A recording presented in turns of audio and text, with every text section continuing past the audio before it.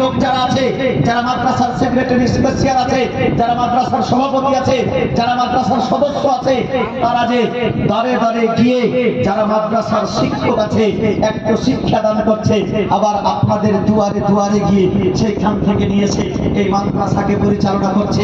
কেন করছে? এই মাদ্রাসাতে মেহমানে রাসূলগণ কোরআনের শিক্ষা অর্জন করবে, হাদিসের শিক্ষা অর্জন করবে, মাসলার শিক্ষা অর্জন করবে।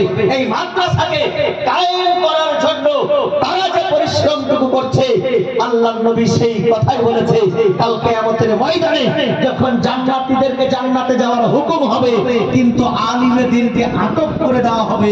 তুমি দাঁড়িয়ে যাও, তুমি তাদেরকে সঙ্গে নিয়ে যাও যারা তোমাকে পড়ার জন্য একখানা ঘরের ব্যবস্থা করেছিল, যারা তোমাকে তোমার শিক্ষার জন্য পানির ব্যবস্থা করেছিল, যারা তোমার শিক্ষার জন্য কিতাবের ব্যবস্থা করেছিল, যারা তোমার শিক্ষার জন্য ফ্যানের ব্যবস্থা করেছিল, কারেন্টের ব্যবস্থা করেছিল, এক কথায় সব সুব্যবস্থা যারা তোমাকে করে দিয়েছে, যাদের সুব্যবস্থার কারণে তুমি শিক্ষিত হয়ে আলিমে দ্বীন হয়ে আজকে জান্নাতি হয়েছো, তাদের জন্য দোয়া করো, তাদেরকে সঙ্গে নিয়ে জান্নাতে যাও। জোরে বলুন সুবহানাল্লাহ।